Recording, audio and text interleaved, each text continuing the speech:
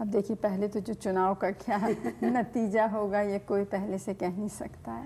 मान लीजिए आप आ और जाती हैं दूसरी बात यह है कि हमारी एक बहुत स्पष्ट और साफ नीति है, और वो नीति है कि अपने देश को हम मजबूत बनाएं। इसलिए नहीं कि किसी और को धमकी दें या किसी पर हम हावी होना चाहते हैं, दबाव डालना चाहते हैं, लेकिन इसलिए कि यहाँ की इतनी बड़ी समस्याएं हैं कि उनका समाधान करने के लिए हमें अपनी ताकत ही चाहिए। ये बहुत बड़ा देश है और इतनी बड़ी जनसंख्या को कोई बाहर का मदद नहीं कर सकता।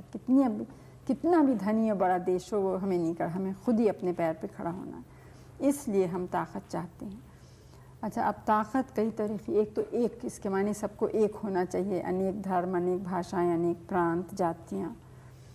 दूसरे ये कि गरीबी हटानी है, क्योंकि गरीबी एक तो वैसे भी दुख और शर्म की बात है, मानवता का प्रश्न है, लेकिन संग संग एक देश को कमज़ोर करने की चीज़ है। बिल्कुल, क्योंकि जो गरीब हैं वो अपनी ताकत या योग्यता देश के सेवा में नहीं डाल सकते। तो मुख्य काम तो हमारा ये है, देश को मजबूत बनाना और गरीबी दूर करनी। असल में तो मजबूत बनाना है ना, क्या जिसमें आज़ादी को हम अपने रख सकें। उसके लिए हमें सांप्रदायिकता भी हटानी है, अंधविश्वास भी हटाना है, गरीबी हटानी है, और गरीबी हटाने के लिए उत्पादन बढ़ाना है।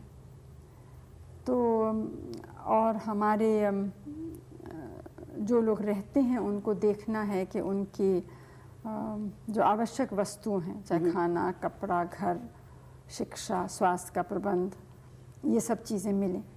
तो इस नीति के बाहर तो जा ही नहीं सकते हैं। बिल्कुल, इसी को हमें करना है। तो साथ साथ क्योंकि हम मानते हैं कि अगर दुनिया में कुछ गड़बड़ हो, यानी विश्व युद्ध हो, तो उसका भारी प्रभाव हम पर पड़ेगा।